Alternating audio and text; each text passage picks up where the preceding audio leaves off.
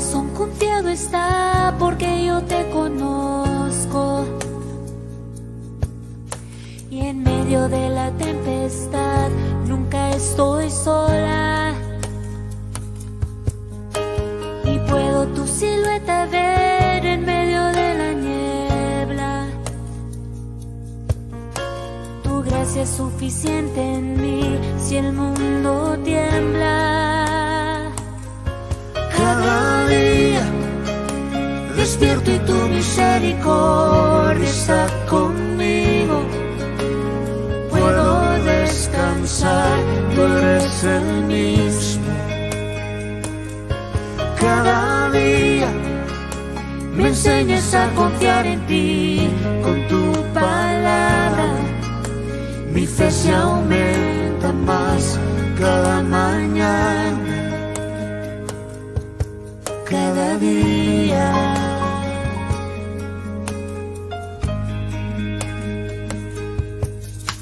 Mi corazón confiado está porque yo te conozco. Y en medio de la tempestad nunca estoy sola. Y puedo tu silueta ver en medio de la niebla. Tu gracia es suficiente en mí si el mundo tiembla. Cada día despierto y tu misericordia está conmigo. Puedo descansar, tú eres el mismo. Cada día me enseñas a confiar en ti con tu palabra. Mi fe se aumenta más cada mañana. Cada día despierto y tu misericordia está conmigo. Puedo descansar, tú eres el mismo. Cada día me enseñas a confiar en ti con tu palabra. Mi fe se aumenta más cada mañana, cada día.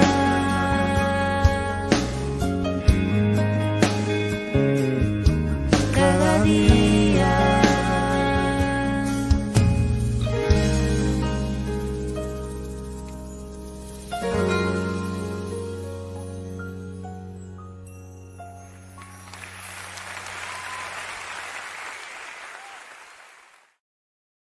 Bendiciones, amados hermanos, el Padre Eterno les continúe bendiciendo.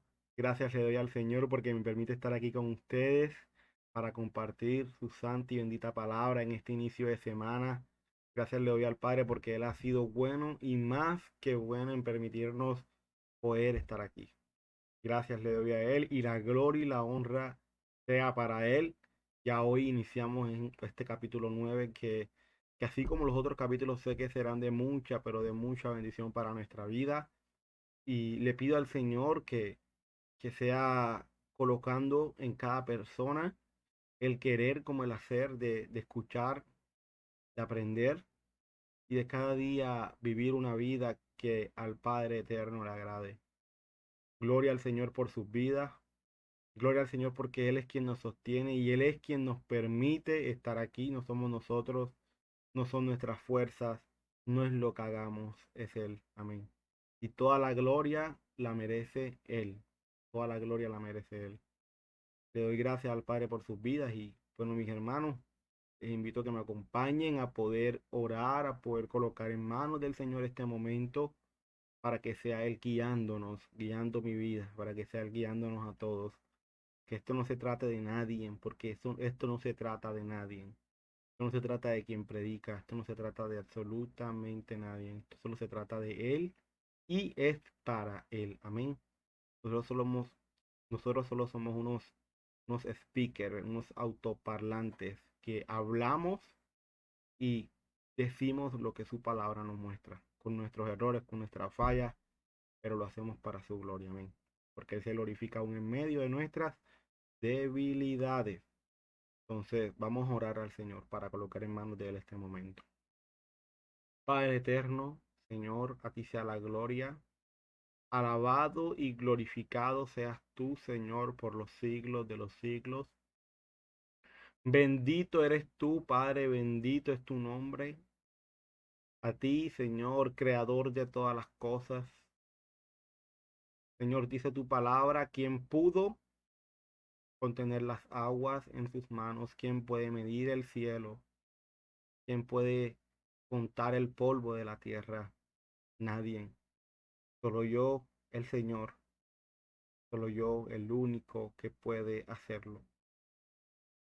Padre, gracias porque nos has salvado por los méritos de Cristo, de Mashiach en ese madero. Gracias porque si estamos aquí hemos entendido que no es por nosotros.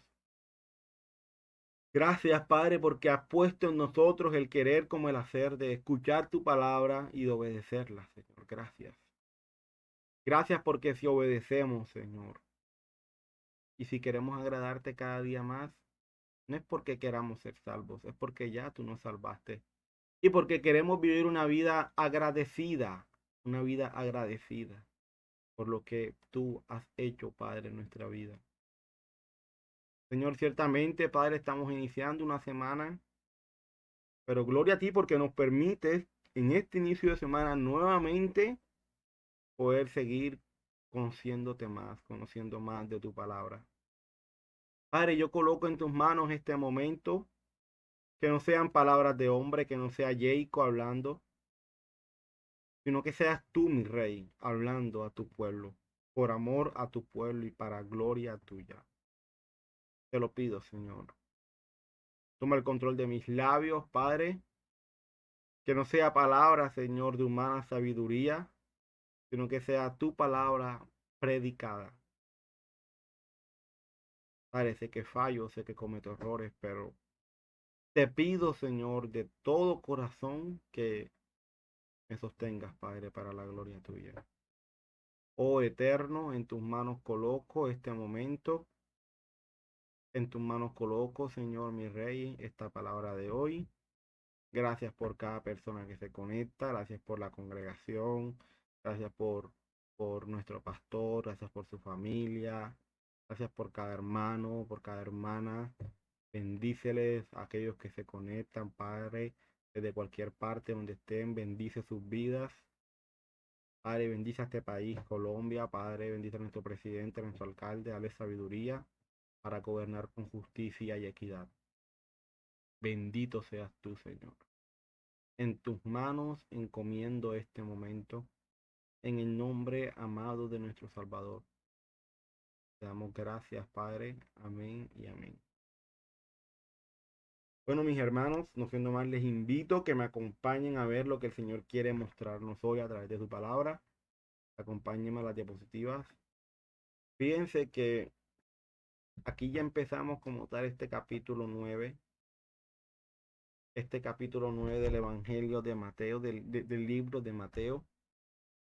Entonces, quiero que me acompañen primeramente viendo los versículos del 1 al 4. Hoy vamos a ver los versos del 1 al 13. Vamos a ver los versos del 1 al 13. Pero como ustedes saben, siempre divido los versículos porque obviamente pues la idea es tomar verso por verso y ir haciendo las preguntas respectivas. Y bueno, esa es la idea, mis hermanos. Como ya saben, los que han seguido toda la secuencia del estudio saben que lo que hacemos es tomar dos versiones griegas, dos versiones hebreas, compararlas y así lograr, digamos, profundizar más en el estudio. Es un tema de profundización.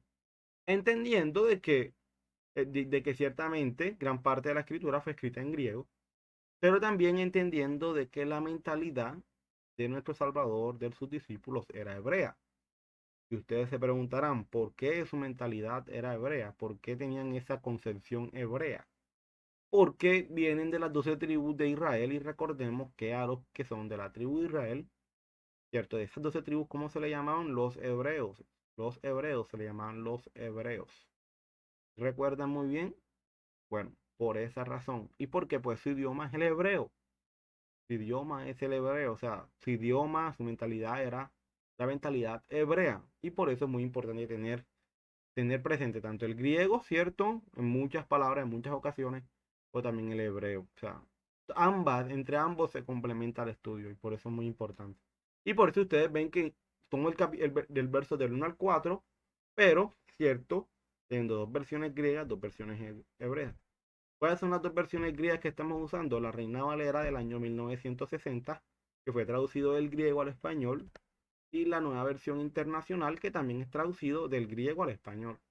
Por también tenemos dos versiones hebreas, una que es la Biblia Kadosh Israelita Mesiánica, que es traducido del hebreo al español, y la Escritura Restaurada, el nombre verdadero, que también es traducido del hebreo al español. ¿Y se dan cuenta la diferencia? Y ahí vamos a encontrar muchas diferencias, como nos hemos dado cuenta hasta ahora, hasta este capítulo 9. Entonces, no siendo más, acompáñenme. Quiero que leamos primeramente en la nueva versión internacional. Vamos a ver esta versión. Dice: subió Jesús a una barca, cruzó el otro lado y llegó a su propio pueblo. Dice, unos hombres le llevaron un paralítico acostado en una camilla. Al ver Jesús, la fe de ellos le dijo al paralítico: ánimo, hijo, tus pecados quedan perdonados. Algunos de los maestros de la ley murmuraron entre ellos: este hombre blasfema.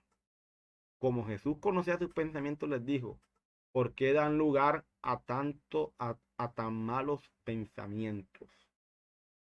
Ahora quiero que me acompañen a verlos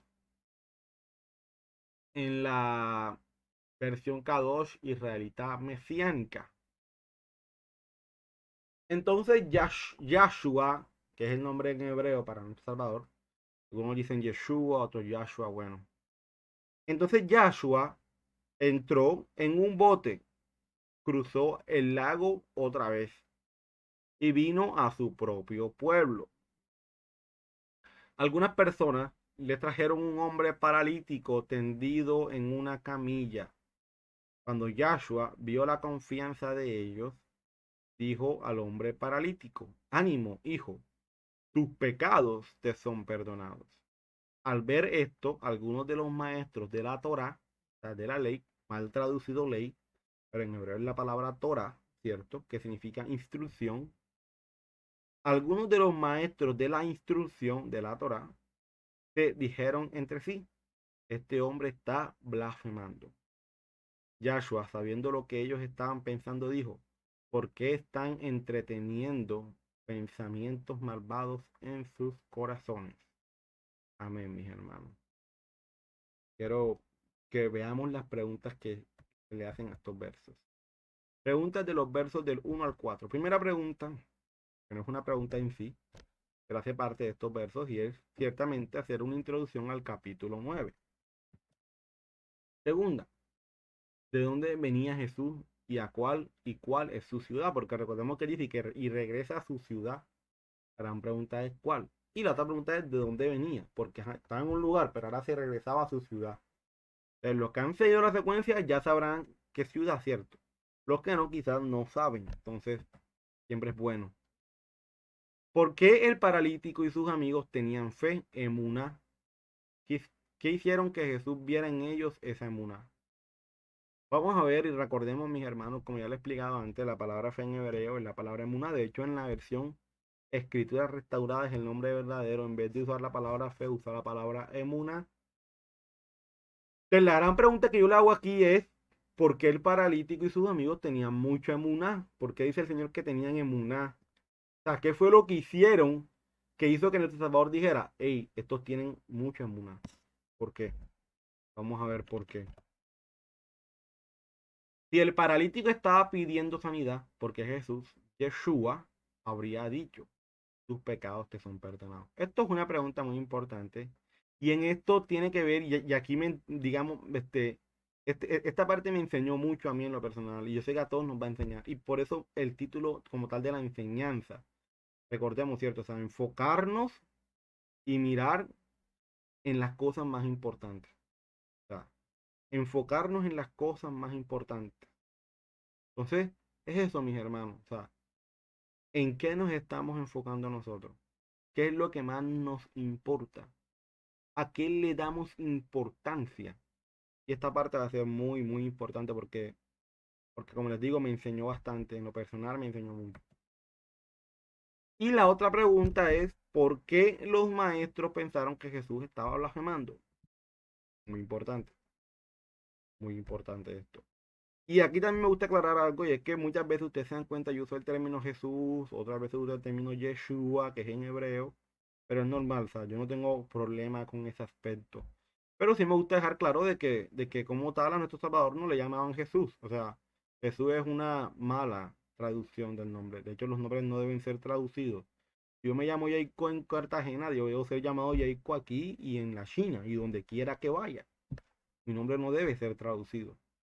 Asimismo, el nombre de nuestro Salvador, si en hebreo, que es el idioma original de nuestro Salvador, es Yeshua, no debió haberse traducido ese nombre. No, no, no está bien. Pero bueno, le decimos Jesús, no está mal, no está mal. Pero como se dan cuenta, a veces coloca el nombre en hebreo, a veces lo coloca en griego, lo cual está bien, mis hermanos, no hay problema con eso. ¿Y por qué los maestros pensaron que Jesús estaba blasfemando? Vamos a ver, primer punto, introducción al capítulo 9.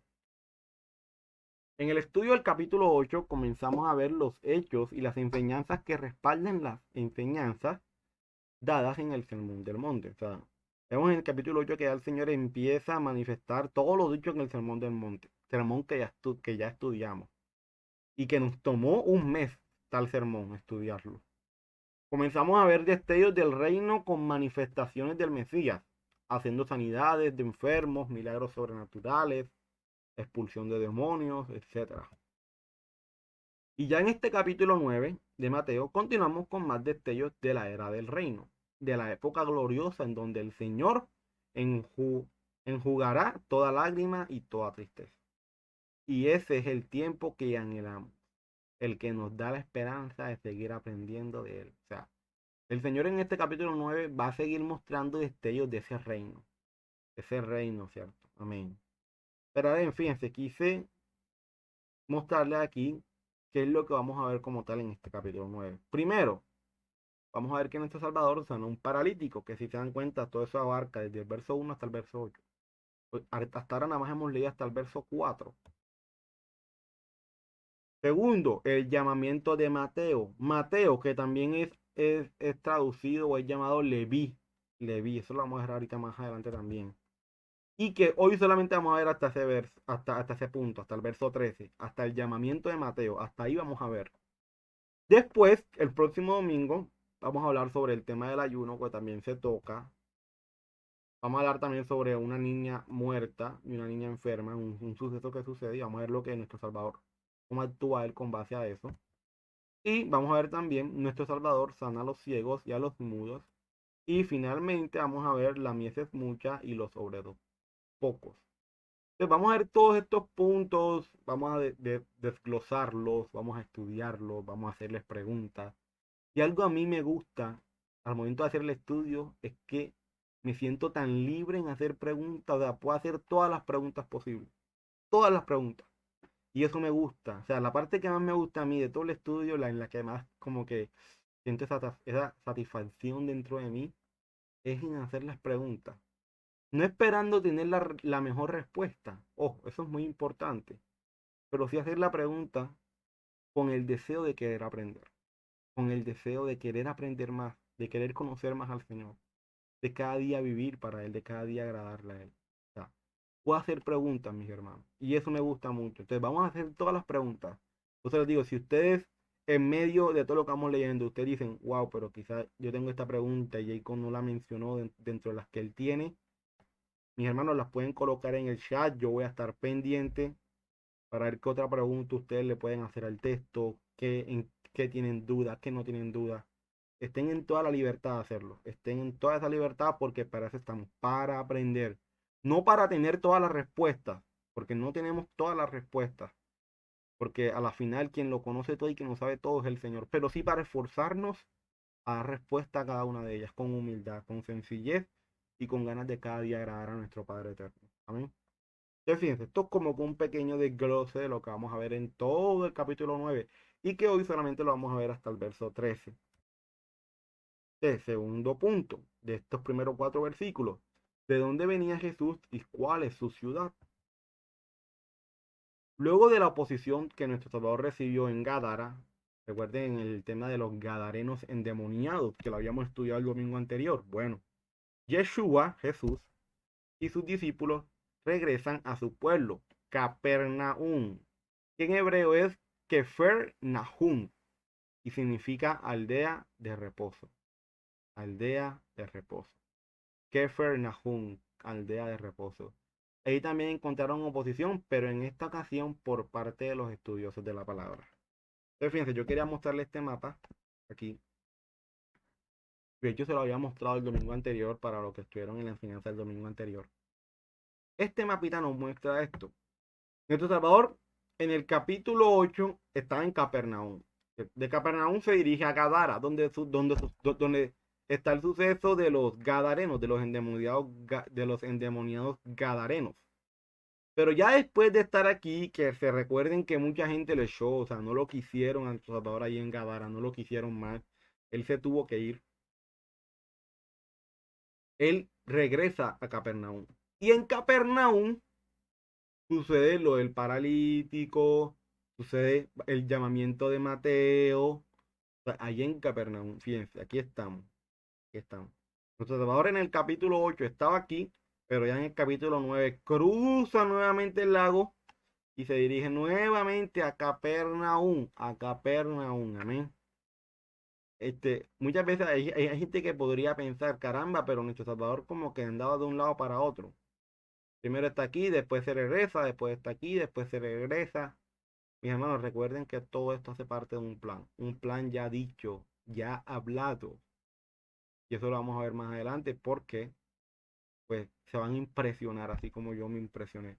No para este domingo, pero sí para el que viene. Vamos a ver cómo se muestra todo ese plan, ¿cierto? Y no creamos que nuestro Salvador estaba como que el tingo al tango, como que no sabía para dónde iba. No, él sí sabía para dónde iba. Y sabía el propósito que iba a cumplir en cada lugar donde él iba. Amén. Entonces, eso lo vamos a ver el próximo domingo, para la gloria del Señor. Tercer punto. ¿Por qué el paralítico y sus amigos tenían fe, tenían emuná? ¿Qué hicieron que Jesús viera en ellos esa emuná? Entonces, retroalimentando, siempre me gusta retroalimentar. Primero ya vimos la introducción al capítulo 9, ya vimos todo lo que vamos a ver, digamos, a grosso modo. Ya explicamos dónde estaba nuestro Salvador y a dónde iba, y cuando se refería, iba a su hogar, ¿cierto? Iba a su ciudad, se refería a Capernaum. O sea, él estaba en Gadara, ¿cierto? Donde sucedió el tema de los endemoniados gadarenos, y ahora sí iba a regresar nuevamente a donde, a Capernaum. Entonces, ya nos situamos en Capernaum, ahora estamos ahí en Capernaum, y ahí en Capernaum empiezan a suceder todas las cosas que vamos a ver ahora. Pero entonces, en el tercer punto yo me hacía esta pregunta. ¿Por qué el texto dice que nuestro Salvador vio fe en ellos, vio emuná? ¿Por qué? Recordemos que desde la concepción hebrea, la fe es la palabra emuná. Y esta fe está ligada a una confianza en Dios. O sea, cuando yo tengo emuná, yo confío en Dios. Pero esta confianza está ligada a la obediencia a los mandamientos de Dios. Ciertamente el paralítico y sus amigos confiaban en Jesús, en que Jesús podía sanarles. Si no, no hubiesen llegado a donde él. Pero más allá de ello es porque conocían lo dicho por el profeta Isaías y obedecieron esa palabra. Vamos a verlo. Fíjense lo que dice ya 53 del 4 al 5. Ciertamente llevó él nuestras, ¿qué? Enfermedades. Y sufrió nuestros dolores. Y nosotros le tuvimos por azotado, por herido de Dios y abatido. Mas el herido fue por nuestras rebeliones. Y ojo, fíjense las dos partes que subrayo, porque eso lo vamos a ver ahorita. Molido por nuestros pecados. El castigo de nuestra paz fue sobre quién, sobre él. Y por su llaga fuimos nosotros curados. Como les digo, mis hermanos, como se los mencioné, en hebreo, la emuná, la confianza en Dios, no es solamente decir, no, yo confío en Dios, yo confío que Él lo puede hacer. No, mis hermanos.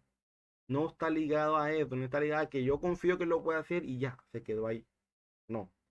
Desde la concepción hebrea, la emuná ciertamente es una confianza en Dios. Pero ¿qué pasa cuando yo confío? Yo obedezco. Yo obedezco. Si yo confío en lo que alguien me está diciendo, pues yo le voy a obedecer. Porque yo estoy ¿qué? Yo estoy confiando. Yo estoy confiando. Es lo mismo. Es lo mismo, mis hermanos.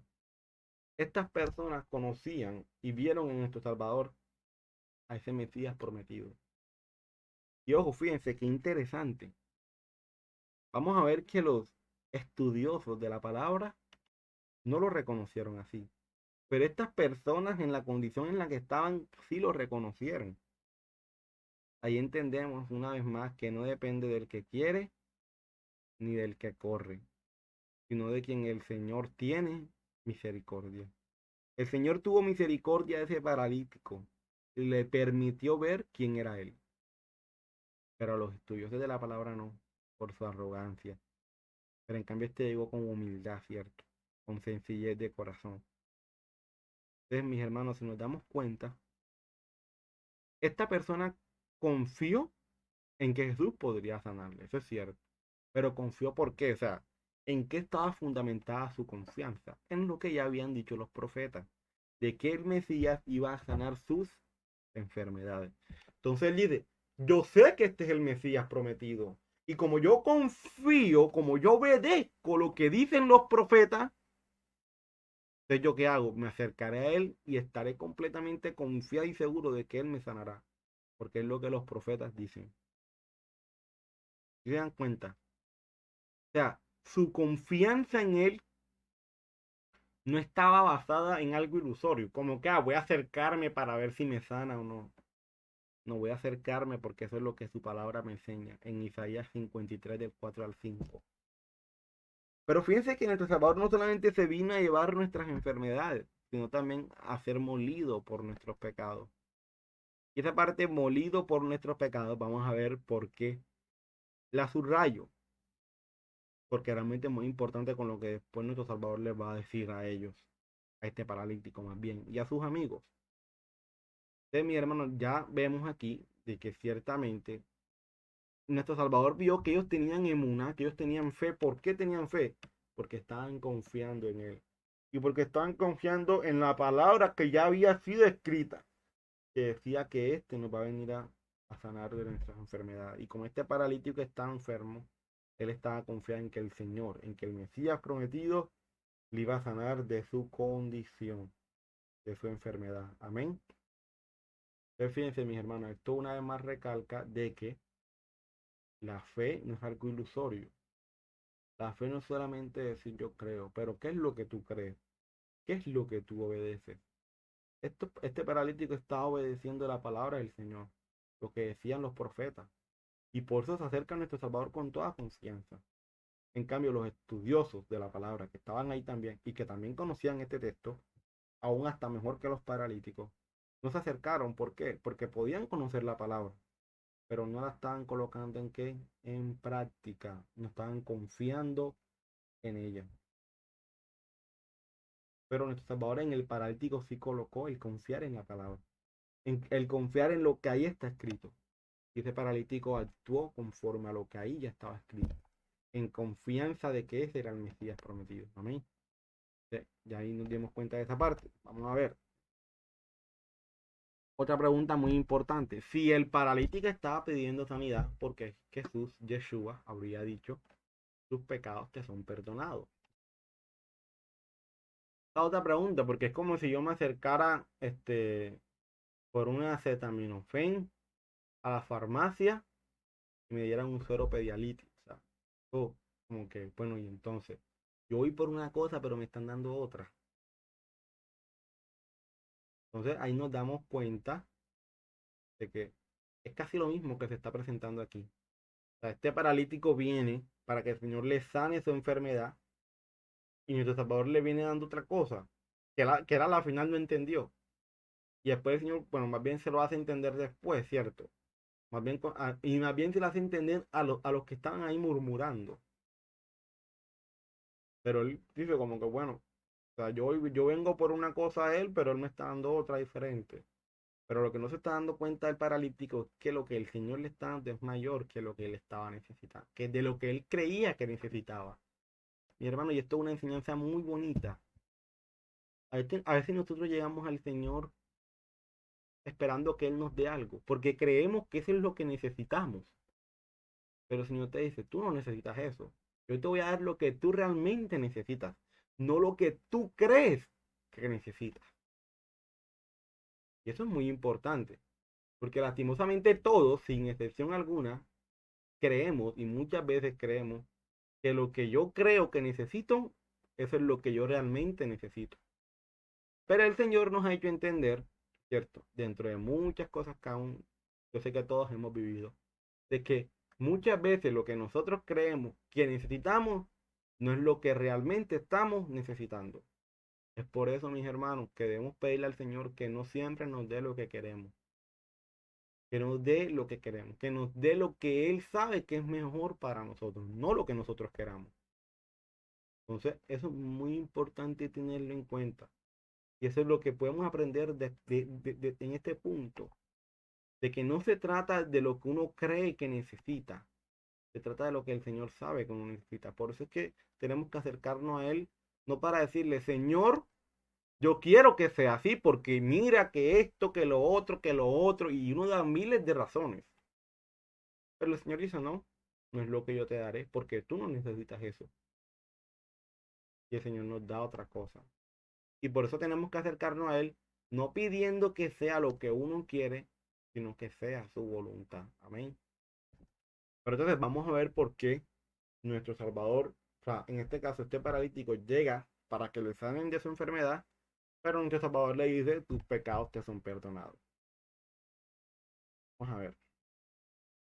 Y fíjense, sin asegurar nada, pueden haber tres razones por las cuales esto sucede, las cuales son. Y ojo, muy importante aquí, sin asegurar nada. O sea, no estoy afirmando nada. ¿Y por qué no lo afirmo? Pues porque la palabra así no lo dice. Entonces uno no puede llegar a afirmar algo que el Señor no nos muestra en su palabra. O sea, si ahí no está, pues ¿para qué afirmarlo? Estaríamos, digamos, queriéndole colocar a la fuerza algo que el Señor no ha dicho. Y no, mis hermanos, eso no está bien. Pero yo sí, obviamente en este caso daré tres razones. Tres razones que pueden ser válidas, pero que no estamos para asegurar que eso es así. O nadie puede colocarse en una posición, no es que esta es la razón y las otras no son. No, porque la palabra del Señor no lo dice. No lo dice. Amén. Fíjense lo que dice aquí. Primera razón. Muy probablemente esta era la razón de su enfermedad, algún pecado cometido.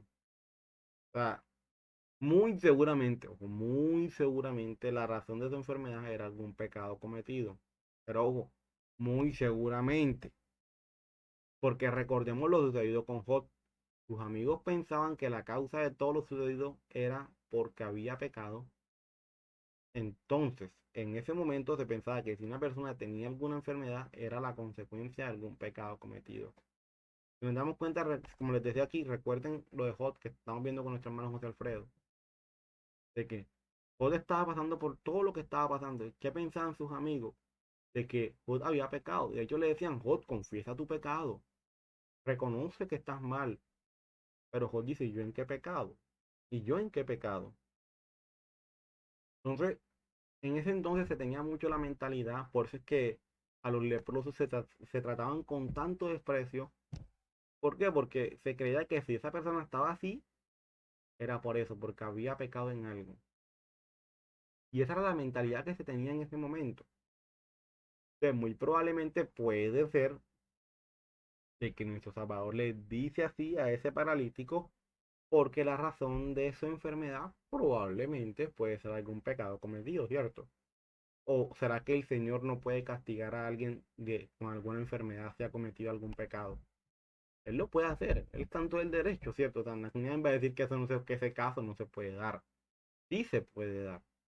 Pero ojo, no lo estamos asegurando. Es una probabilidad. Probabilidad de la cual no podemos afirmar. ¿Por qué es una probabilidad?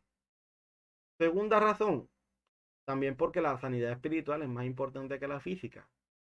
Pero en lugar de apreciar esto, los otros maestros en ese momento pensaron mal de nuestro Salvador. Claro, porque nuestro Salvador sabía, y esta es la segunda razón, nuestro Salvador sabía que lo que realmente este hombre necesitaba era una sanidad espiritual. Era realmente que fuese limpio de sus pecados. Y no como tal el ser sanado de su enfermedad. Por eso, mis hermanos, o sea, tenemos que ver qué es realmente lo importante para nosotros, qué es lo que realmente nosotros necesitamos, qué es lo que realmente le pedimos a Dios cada día.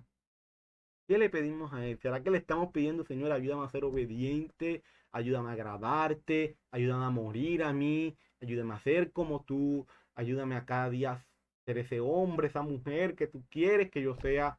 ¿O será que le estamos pidiendo, Señor, mira que no tengo trabajo, dame un trabajo, Señor, mira que tengo pensado hacer esto, Señor, provéeme para esto, Padre, Señor, Señor, y estamos pidiendo por cosas vanas, por cosas que a la final no nos vamos a llevar, si no le estamos pidiendo, Señor, ayúdame a cada día a vivir en santidad, Señor, ayúdame con la amargura, ayúdame con el enojo, ayúdame a tener dominio propio, ayúdame a esas cosas. ¿En qué nos estamos enfocando? ¿Qué es lo más importante para nuestra vida, mis hermanos? ¿Qué es? Y nuestras oraciones muestran qué es lo más importante para nosotros. Porque no solamente se trata de orar. Es que yo oro. Yo tengo a Dios en primer lugar. Pero ¿sobre qué estás orando? Te estás orando todo el tiempo de tus necesidades, de lo que tú quieres, de lo que tú crees que necesitas. Pues estás orando por la familia, estás orando por la congregación, estás orando por, porque el Señor te ayuda a mejorar en tus debilidades, porque cada día crezcas como esa persona que el Señor quiere, porque cada día te ayuda a morir a tus pecados, porque cada día te ayuda a morir a ti y vivas para Él. O sea, ¿por qué estás orando? ¿En qué se enfoca tu oración? ¿En qué se enfoca tu oración? Es bonito reflexionar en eso, mis hermanos. Es muy bonito reflexionar en eso porque nos ayuda. Nos ayuda. A veces vivimos una monotonía. Me levanto, oro, trabajo, la noche está, oro y ya, cumplí. Entonces, vivimos a veces la vida así. Y no es lo que el Señor quiere de nosotros. El Señor quiere que ese momento de oración sea un momento hermoso, donde hablemos con Él, donde nos desahoguemos, donde sepamos que delante de Él nada está oculto y por lo tanto tenemos que ser sinceros, sinceros y ver en qué estamos enfocando nuestra oración. Amén. Tercera razón por la cual se pudo haber dado. Porque nuestro Salvador quería mostrarle que aquel del cual profetiza Isaías no solo vino a sanarnos de nuestras enfermedades, sino también a perdonar nuestros pecados, confirmándole al paralítico y sus amigos que él es el Mesías prometido. Recuerden que, recuerden, que dice el texto de Isaías. No sé si vamos a regresarnos un momentico al texto de Isaías. Fíjense, ciertamente llevó él nuestras enfermedades, molido por nuestros pecados. O sea, aquel Mesías prometido no solamente venía a sanarte de tu enfermedad, también viene a librarte de tu pecado. Pero ¿qué era lo más importante para este paralítico? ¿La sanidad física o la espiritual? Ciertamente la espiritual, ¿cierto? Ser perdonado de sus pecados. Y nuestro Salvador le perdona sus pecados, haciéndole ver a él que aquel que ciertamente puede sanarle porque tiene el poder para hacerlo, también le dice, tus pecados te son perdonados, mostrando que él es el Mesías prometido por Isaías y por todos los profetas. Amén. O sea, es como que confirmándole a ese paralítico de que ese realmente es el Mesías prometido. Entonces, esa puede ser otra razón, pero ojo, no estamos asegurando ninguna de ellas. Digamos, cada persona que ahorita me esté escuchando puede inclinarse más por una que por la otra. Está bien, eso está bien. Yo en lo personal me inclino más por la segunda y la tercera. Por la segunda y la tercera. Estoy entre esas dos. Realmente aún no me decido entre las dos porque hay una parte que me lleva a inclinarme más a la segunda, otra más a la tercera. En fin, aunque la segunda y la tercera están bastante unidas, bastante relacionadas realmente. Pero de igual forma, mis hermanos, si usted se inclina más por la primera, por la tercera, por la segunda, no hay problema en eso. Pero ojo, muy importante, no pretendamos que así es y que así lo tienen que ver los demás, porque aquí estamos sacando probabilidades, solamente 3 razones por las cuales se podría dar. Cada quien está en la libertad de inclinarse por alguna de ellas. Ahora bien, ¿por qué los maestros pensaron que Jesús estaba blasfemando? Porque fíjense que ellos les dicen, es un blasfemo. De hecho, ni siquiera lo dicen, lo murmuran entre ellos, pero como nuestro Salvador lo conoce todo, pues enseguida les exhorta por su actitud. Ellos pensaron que nuestro Salvador blasfemaba porque sabían que el único que puede perdonar tus pecados es Dios. O sea, ellos sabían eso. Y como no creían que nuestro Salvador fuese el Mesías prometido y anunciado por los profetas, no creyeron que fuese él quien vendría a perdonar sus pecados. O sea, como no lo vieron, dijeron, este está blasfemando. Claro, si lo único que me puede perdonar es Dios, ¿y cómo va a venir este Nazareno aquí a decirme a decirle a este Señor que tus pecados te son perdonados? Esto que obviamente se van a sorprender. Y por eso tratan a nuestro Señor como un blasfemo. Es que, mis hermanos, o sea, ahí es donde yo me impresiono, porque uno dice, Señor, pero este paralítico que quizás no conoce mucho de la escritura, que quizás podría que conocer una que otra cosa, porque a veces podría escuchar en las sinagogas de algunos maestros que enseñaban, pero no tenía, digamos, toda esa profundidad. Yo aquí también estoy suponiendo, porque la escritura tampoco nos muestra esa parte, si conocía o no conocía mucho, pero probablemente no era un gran conocedor de la escritura, probablemente. Decía, y esta persona que quizás no conoce tanto, Señor, tú le permites reconocer quién eres tú, el Mesías prometido, aquel que viene a salvar a su pueblo de sus pecados. Y a estos que conocen más, que uno dice, están más metidos en la palabra, están estudiando más, aún están enseñando a otras personas, y a estos no les permite verlo. Pero es porque nuevamente regreso a lo que dije antes. No se trata del que quiere ni del que corre, sino de quien el Señor quiere tener misericordia. Misericordia, amén. Pero ahora bien, la razón, o sea, uno se pone en el lugar de ellos, solo pónganse a imaginar. Una persona cualquiera viene así de la nada a decir, tus pecados te son perdonados. Y bueno, y uno dice, ¿qué me dijiste para decir tal cosa? Y el único que puede perdonar tus pecados es Dios, y ciertamente es así. Bien, vamos a ver en Salmo 86:5. Tú, Señor, eres bueno y perdonador. Grande es tu amor por todos los que te invocan. Miqueas 7:8. ¿Qué Dios hay como tú que perdona la maldad? Solamente Dios puede perdonar la maldad de su pueblo y pase por alto el delito del remanente de su pueblo. No siempre estarás airado, porque tu mayor placer es amar. Amén. Salmos 32:5.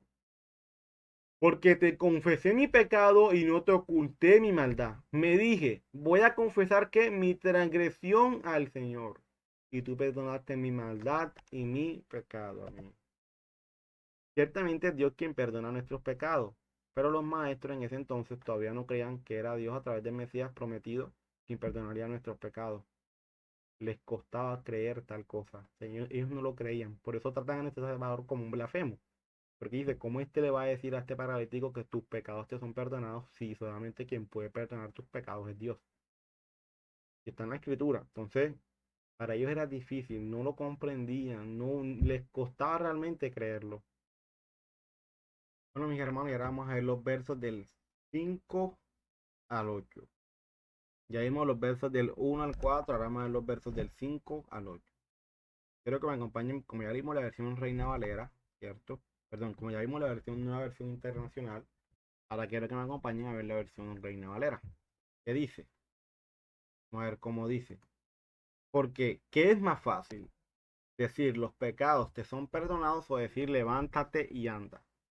Pues para que sepáis que el Hijo del Hombre tiene potestad en la tierra para perdonar pecados. Fíjense, aquí nuestro Salvador le está mostrando que Él es el Mesías prometido por Daniel, por Isaías. Pero ellos no le estaban viendo. Y el paralítico sí lo vio. Dice entonces al paralítico, levántate, toma tu cama y vete a tu casa. Entonces él se levantó y se fue a su casa. Y la gente al verlo se maravilló y glorificó a Dios que había dado tal potestad a los hombres. Y como en la versión hebrea ya leímos la versión Kadosh, israelita mesiánica, ahora quiero que me acompañen a ver las escrituras restauradas el nombre verdadero. Porque ¿qué es más fácil? Decir los pecados te son perdonados o decir levántate y anda. Pues para que sepan que el Ben Ha-Adán, ¿cierto? Para que sepan que el Hijo del Hombre tiene potestad en la tierra para perdonar pecados. Dijo entonces al paralítico, levántate, toma tu camilla y vete a tu bayit. ¿Qué es bayit en hebreo? Casa. Y él se levantó y se fue a su bayit. Pero al verlo la gente se maravilló y dieron Tejilaf y Kabof a Yahweh, ¿cierto? O sea, la gente se maravilló y le dieron toda la gloria al Señor, que había dado tal potestad a los hombres. Amén. Ustedes fíjense, estos versos, vamos a ver las preguntas que le hacemos a estos versos. Versos del 5 al 8 preguntas. Entendiendo las palabras de nuestro Salvador en estos versos, vamos a entenderlas. Nuestro Salvador en estos versos le refuta a los maestros en ese momento el haberle llamado blasfemo. Les da claro que Él es el Mesías prometido. Nuestro Salvador les demuestra que Él es el Mesías a través de todos los milagros que hacía.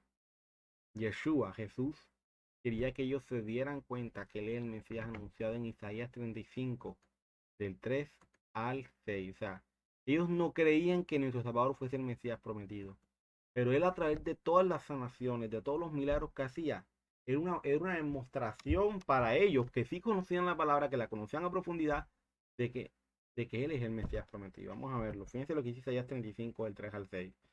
Fortalezcan las manos débiles, las rodillas temblorosas. Digan a los de corazón temeroso, sean fuertes, no tengan miedo. Tu Dios vendrá. ¿Vendrá con qué? Con venganza, con retribución divina, vendrá a salvarlos. ¿Quién vendrá a salvarnos? Nuestro Dios. Amén. Se abrirán entonces los ojos de los ciegos y se destaparán los oídos de los sordos. ¿Saltará quién? El cojo como un ciervo y gritará de alegría la lengua del mudo.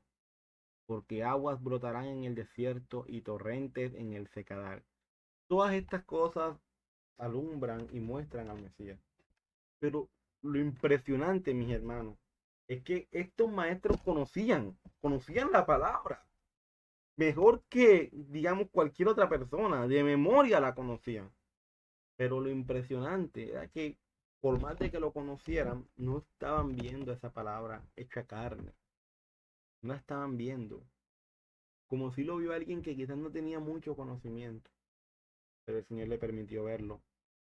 Y es porque sencillamente esto no se trata de nosotros, mis hermanos. Si tú hoy, gracias al Señor, has permitido conocer algo de la palabra, no te gloríes de eso, porque no tienes nada que gloriarte. La gloria sea para el Señor porque te ha permitido conocer eso. Pero mis hermanos, no nos gloriemos de algo que no nos corresponde. Toda la gloria y la honra sea para Él. Y si por X o Y motivo nos llegamos a gloriar, créanme, mis hermanos, mejor nos hubiese sido no haber conocido.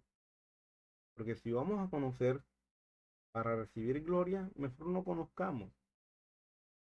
Pero si vamos a conocer con humildad y con amor para darle la gloria a aquel que se la merece, conozcamos, estudiemos y aprendamos con amor. Amén. Entonces, eso es muy importante. Y estaban las profecías, estaba todo escrito y ellos no lo veían. Porque el único que tiene el poder para abrirte los ojos espirituales y hacerte ver, en este caso, no hizo que esas personas vieran. Entonces, fíjense, mis hermanos, ahí ya estamos entendiendo lo que nuestro Salvador le responde. Y le refuta diciendo, yo soy el Mesías prometido. Yo soy aquel del cual se profetizó, del cual habló Isaías, del cual habló Oseas. Yo soy ese. Ellos no lo estaban viendo. Y conocían Isaías 35, versos del 3 al 6. Lo conocían.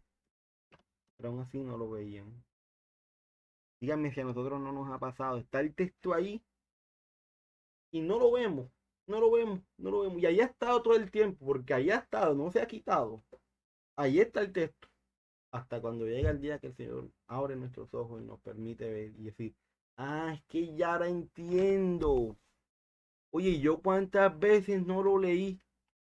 Y yo cuántas veces no pasé por aquí. Y yo que ya me había leído toda la Biblia. Y yo como que, ay, ahora leérmela por segunda vez y por tercera vez. Ya yo sé lo que dice. Yo no, ¿cuántas veces no actuamos así? Pero hasta que llega el día en el que el Señor pasamos por ahí por el texto y decimos, wow, y esto estaba aquí. ¿Y cuándo que no lo vi? No, mi hermano, estaba ahí. Pero el Señor tiene sus tiempos para cada cosa. Y no era el tiempo de ser un maestro. Quizás más adelante, pero no era el tiempo. No era el tiempo. Ahora sí, vamos a ver los últimos versos. Los versos del 9 al 13. Quiero que lo veamos primeramente en la nueva versión internacional. Dice, al irse de allí, vio a un hombre llamado Mateo, sentado a la mesa de recaudación de impuestos. Sígueme, le dijo Mateo. Se levantó y lo siguió. Mientras Jesús estaba comiendo en casa de Mateo, muchos recaudadores de impuestos y pescadores llegaron y comieron con él y sus discípulos.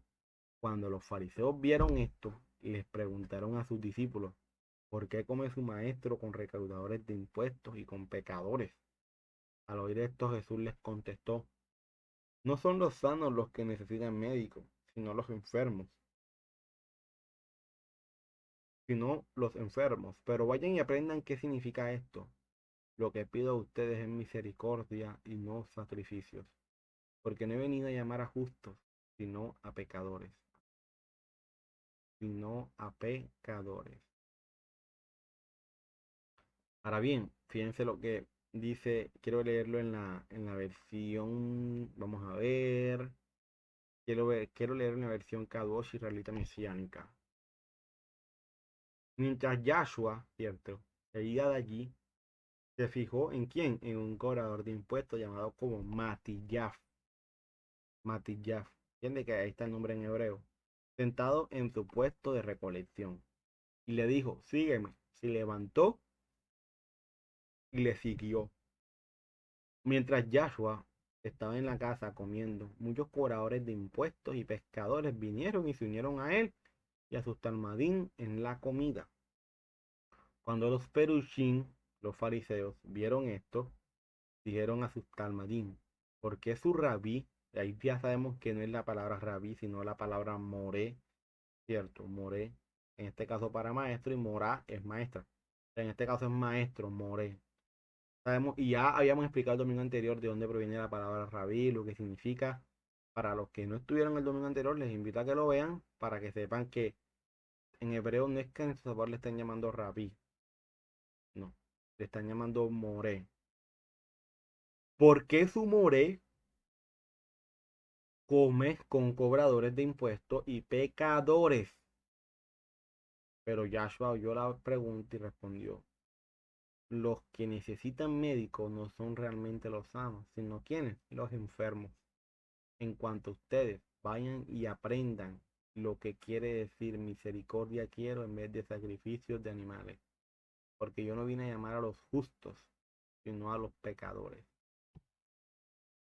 Yo no vine a llamar a los justos, sino a los pecadores. Ahora quiero que me acompañen a ver las preguntas que le hacemos a estos últimos versos. Fíjense. Conociendo más de Mateo, ¿cierto? Porque básicamente digamos que estos versos se tratan del llamamiento de Mateo, que ese está dentro de la introducción. El llamamiento de Mateo. Entonces vamos a conocer más a Mateo, quiénes eran los publicanos y pecadores en el siglo I. Son muy importantes entender quiénes eran los publicanos y los pecadores. Porque a veces decimos, no, los pecadores, no, eso eran los que infringían los mandamientos. Pero no siempre era así, mis hermanos.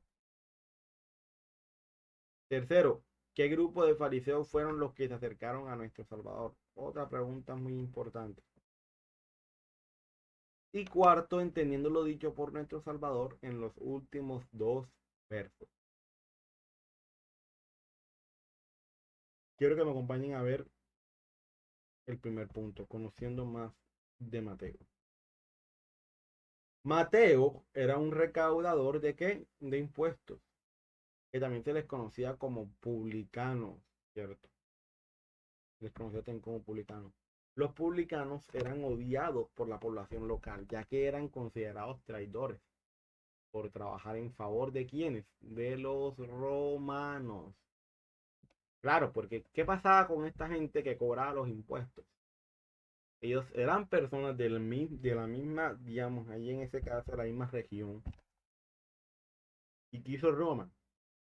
Ustedes van a ser los que les van a cobrar el impuesto a su mismo pueblo. O sea, allá no iba ningún romano a cobrar impuestos, no. Era uno del mismo pueblo quien iba y cobraba los impuestos. Quien iba y los cobraba. Entonces, claro, obviamente, la gente, claro, como esta gente, ¿cierto? Era gente bastante odiada por el pueblo, porque decían, ¿cómo es que ustedes les van a servir a la nación que nos tiene ahora esclavos aquí, en la condición en la que estamos? Es claro, la gente los odiaba, no los quería, y pues con razón, porque estaban trabajando para el enemigo. Y ojo, que en gran parte era obligado, y no era que se escogiera a cualquiera, se escogía a alguien de renombre, a alguien conocido, pero al final le tocaba, porque si no lo hacía, ¿qué le pasaba entonces? Lo mataban. Pero aún así la gente lo odiaba, como que este es un traidor, este no merece ni que le saludemos. ¿Cómo es que va a estar al servicio de Roma? Y así era visto Mateo, como un traidor del pueblo. Esos puestos eran susceptibles a la corrupción, porque aprovechaban la autoridad que se les concedía para cobrar impuestos. Y cobraban de más para enriquecerse, cobraban de más para enriquecerse. Mateo era uno de esos publicanos y muchos se sorprendieron cuando Jesús lo llamó a seguirlo como su discípulo. Claro, o sea, eran personas que tenían la fama. Y ojo, Mateo también pudo haber entrado dentro de ese grupo. No, ahora no vamos a decir, no es que Mateo nunca hizo eso. Porque si el Señor lo llamó, no, pues el Señor lo pudo haber llamado aún haciendo todas sus fechorías. Pero el punto es que aquí Mateo también pudo haber entrado dentro de ese grupo de publicanos de que lo que hacían es que por lo menos si le decían, no, el impuesto son 10.000 pesos, un ejemplo. Pero entonces ellos venían y le decían, no, el impuesto son 15.000. Ya subió, ya el impuesto subió, ya Roma dijo que eso era 15.000. Mentira, el impuesto eran 10.000. Pero ¿qué hacían los publicanos? Cobraban de más para quedarse con el sobrante. ¿Será que eso no lo vemos hoy? Claro que lo vemos hoy. Claro que lo vemos hoy. Bueno, el Señor llamó a una persona así que era, digamos, amante al dinero, porque los que actúan de tal forma es porque en cierta medida son amantes al dinero, sin llegar a generalizar, porque pues tampoco esa es la idea. Pero ese era Mateo, es un traidor, y yo también lo veo como un traidor. O sea, solo pónganse en la posición de las personas en ese pueblo, o sea, que Mateo haya crecido con ellos, los conocían, estaba ahí con ellos, y que de un momento a otro viene Roma y ahora no, ahora le sirvo a Roma. Un traidor, ¿cómo lo iba a ver la gente? ¿Será que lo iba a ver bonito? No lo iban a ver bonito, porque se consideraban que era un traidor. Y más, ojo, y más si era que tenían la fama de que le cobraban más a la gente para quedarse con el sobrante. Y más si eso. Y lo peor aún es que Mateo también estaba en una situación difícil. Porque ¿qué pasa? Que es que Roma le exigía cierta cantidad, obviamente. Roma le decía, no, ya yo sé cuánto es que tú me tienes que traer. Y un ejemplo, diario me tienes que traer esto. Y obviamente él tenía que cumplir. Y solo pongamos el ejemplo de que alguien no tenga para pagarle. Pero Mateo dice, o es la persona o soy yo. Porque si yo llego allá, a Roma, llego, y vamos a ver que es que no entrego todas las plata, ¿qué creen ustedes que le iba a pasar a Mateo? O sea, era una posición difícil. Por eso es que también es probable y muchos aún, digamos, llegan a la hipótesis de que Mateo en momentos pudo haber llegado a portarse de manera vil con personas, porque quizás no tenían para pagarle. Y pues Mateo tenía que cobrar sí o sí, o sea, de alguna forma tenía que sacar ese impuesto. porque si no, quien se iba a ver perjudicado iba a ser él y toda su familia. Entonces, como les digo, una situación difícil, muy difícil. Solo imagínensela y se darán cuenta cuán difícil es. En el Evangelio de Lucas 5, del 27 al 29, se nos dice que Mateo celebró un gran banquete en honor de Jesús. Evidentemente, el incidente que sigue tuvo lugar durante el banquete. Fíjense lo que dice Lucas 5, del 27 al 29. Después de estas cosas salió y vio a un publicano llamado Leví. Ojo, muy importante, si se dan cuenta, el Evangelio de Lucas lo menciona como Leví, no como Mateo. No como Mateo. Entonces nos damos cuenta. Y con esto ya algunos aseguran, no es que Mateo es de la tribu de Leví. Algunos con esto aseguran eso. O sea, digamos, lo suponen, más bien. Sentado al banco de los tributos públicos, le dijo, sígueme. Y dejándolo todo, se levantó y le siguió. Y Leví le hizo gran banquete en su casa. Y había mucha compañía de publicanos y de otros que estaban a la mesa con ellos. Este publicano llamado Leví es Mateo, Matillah. El que escribió el Evangelio de Mateo. Los publicanos eran quienes cobraban los impuestos para el Imperio Romano. Algunos suponen algunos suponen con esto que Mateo era de Leví, lo cual puede ser bastante probable. O sea, algunos lo suponen. ¿Y por qué puede ser probable? Recuerden, mis hermanos, de que la tribu de Leví no tenía herencia, ¿cierto? ¿Quién era su herencia? El Señor. Por lo tanto, ellos como se encargaban de todo el tema del sacerdocio y eso, entonces ellos estaban en todas las tribus. O sea, ellos no tenían como tal un territorio como lo tenían todas las tribus. No, ellos estaban en todos los territorios, en todas las tribus, porque se encargaban de todo el tema del sacerdocio para con todas las tribus. Entonces, muchas veces se comete el error, no es que solamente los que estaban ahí eran de la tribu de Judá, no, no. O pudieron haber habido muchos de la tribu de Leví, por lo que les comenté ahorita. Sí, de que es una suposición. Que puede ser válido, que puede ser válido. Que se está asegurando tal cosa, no se está asegurando tal cosa. Simplemente se supone porque nos damos cuenta de que también se le llama Leví, o sea, como si fuese un levita de la tribu de Leví, pero no, o sea, no podemos llegar a suponer eso, a llegar a asegurarlo a un 100%. Yo personalmente no lo hago. Pero sí se puede llegar a que sí, Mateo era de la tribu de Leví, se supondría que era de la tribu de Leví, y que no es algo que esté mal. Entonces, ahí conocemos algunos aspectos de Mateo, todo lo que hacía, todo lo que vivió en la posición en la que estaba con el pueblo, lo sorprendido que estaba la gente al ver, digamos, a nuestro Salvador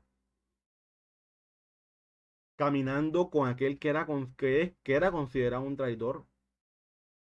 Y también aprendimos de que muy probablemente Mateo era de la tribu de Leví. Amén. Entonces vamos a ver. Es probable que Mateo haya sido adinerado, ya que Lucas dice que Leví organizó un gran banquete en su casa para Jesús y había mucha compañía de publicanos y de otros. Pues claro, aquí es donde los historiadores afirman más, no, es que Mateo también actuaba mal con el pueblo, les cobraba de más. Claro, ¿cuánta plata no podría tener Mateo, cierto? Con todos los impuestos que cobraba y todo lo que le sacaba a la gente de más. Pues por eso se supone, y por esto también, que hizo un gran banquete de que Mateo era una persona adinerada. O sea, si estaba al servicio de Roma, era lo más probable. Porque obviamente, si estaba al servicio de Roma, Roma le proporcionaba todo lo que necesitara mientras le cumpliera a Roma. O sea, y si estaba al servicio de Roma, era lo más seguro. Así que yo sí estoy bastante de acuerdo con esa afirmación. De que Mateo era una persona bastante adinerada. Bastante adinerada. Aquí nos damos cuenta, mis hermanos, de que el seguir al Señor, esto no tiene que ver con estrato. Nos damos cuenta, primero fue un paralítico que seguramente no tenía dónde dormir. Pero ahorita estamos viendo que el Señor llama a alguien sí, que sí es adinerado, que sí tiene poder, que sí tiene una influencia para con el pueblo y para con todo lo que se estaba viviendo. Y ese era Mateo. O sea, esto no se trata de estratos ni de nada de eso. Porque quizás a veces se llega digamos, algunos pueden, no conclusión, pero sí llegar a lanzar una expresión de que es que los ricos no necesitan de Dios, no, mi hermano. Eso es un gran error. Y que créanme, lo he escuchado de muchas personas. De muchas personas lo he escuchado tal afirmación. Pero Mateo es un ejemplo. Mateo es un ejemplo de que sí, de que todos necesitamos de él. Amén. ¿Quiénes eran los publicanos y pecadores en el siglo I? Esto es muy importante. Fíjense, publicanos, igual que Mateo, cobradores de impuestos. O sea, ya sabemos que los publicanos eran los que cobraban el impuesto y que no solamente era Mateo, había muchos publicanos en ese momento. O sea, no que era, Mateo no era el único odiado por el pueblo. Un publicano era considerado un desecho en la sociedad judía de ese momento. El concepto que se tenía de ellos era que eran unos traidores porque trabajaban para el enemigo. Los rabinos de aquella época no se relacionaban con los publicanos. Ellos decían, yo para qué me voy a relacionar con este traidor a la patria. Yo no me junto con pecadores. Esa era la actitud de los maestros en ese momento, de los que también se les llama rabinos. Y quienes eran considerados en esa época como pecadores no eran necesariamente porque infringían los mandamientos de Dios, sino que si tú no asistías a la sinagoga, tú eras considerado un pecador. De hecho, todo gentil, en este caso romano, era considerado un pecador. O sea, en ese momento el pecador no era como que, ay, mira, infringiste el mandamiento, pecaste, eres un pecador. No. O sea, era algo más estigmatizado. Porque por lo menos, y hoy también se ve bastante. Hoy nosotros tenemos, digamos, un estigmatismo. ¿Cuál es el siguiente? Ah, no, el que va a la iglesia es porque está bien con Dios, no peca, lee la palabra, ora, pero no siempre es así. Entonces decimos, y el que no va a la iglesia, que es el que está con los amiguitos en la esquina, que es el que siempre está en la calle, ese sí es pecador, ese sí peca. Ese sí está mal delante de Dios, pero el que va a la iglesia no, el que va a la iglesia sí está bien. Ese sí se va para el cielo. Y son estigmatismos que nos creamos en la mente, ¿o no? Bueno, en ese momento también existían ese tipo de cosas. Ah, tú no fuiste a la sinagoga. Eres un pecador, definitivamente. Ah, que tú eres un gentil, tú eres de Roma, eres otro pecador también. O sea, se tenía ese estigmatismo. Y no es como quizás nosotros hoy lo pensamos. Ah, no, mira, ve, publicanos y pecadores. ¿Quiénes son los pecadores? Pues fácil, los pecadores son los que infringen los mandamientos. Pero no siempre era por eso. O sea, no siempre se definía al pecador por si infringía o por si no infringía. Sino que, si tú eras gentil, pues ya pecaste. Ya eres un pecador. Ya eras considerado un pecador. En este caso, ¿quiénes eran los gentiles? Roma. Recordemos, aquí siempre me gusta recordar para las personas nuevas que quizás no han llevado todo el hilo. Recordemos que en hebreo, la concepción hebrea de gentil es aquella persona que es de otra nación, ¿cierto? Que es ajena al pacto, ajena a la promesa, ajena a los mandamientos y que vive una vida contraria conforme a lo que el Señor enseñó en su palabra. ¿Los romanos vivían una vida contraria conforme a lo que el Señor enseña en su palabra? Sí, eso es cierto. Entonces, claro, como era, y también era de otra nación diferente, y por eso decían que los romanos pues eran quienes, los gentiles. Ellos son los gentiles, ellos son los paganos, ellos son los pecadores. Ellos no viven conforme a la palabra del Señor, ellos no la conocen. Entonces, esos eran considerados los pecadores. Y bueno, y los publicanos, pues ya sabemos, los que cobraban los impuestos. Pero muy importante entender eso, mis hermanos. Los pecadores no eran porque sencillamente, o sea, no eran necesariamente porque pecaban. Porque uno puede decir, ¿y los romanos pecaban? Sí, podrían haber pecado como toda persona que peca. Pero no era considerado un pecador porque pecara. Era considerado un pecador porque era de otra nación que no vivía, ¿cierto? O que no conocía de la palabra del Señor. Por eso era considerado un pecador. Por eso era considerado un pecador. Pecador. Y hoy, mi hermano, nosotros podemos tener tantos ejemplos de eso porque hoy también nosotros lo vivimos. Hoy también nosotros vivimos con ese tipo de estigmatismo como el que les comenté ahorita. El que va a la iglesia es el santo, el que no va a la iglesia es el pecador. El que va a la iglesia sí va para el cielo, el que no va para la iglesia va para el infierno.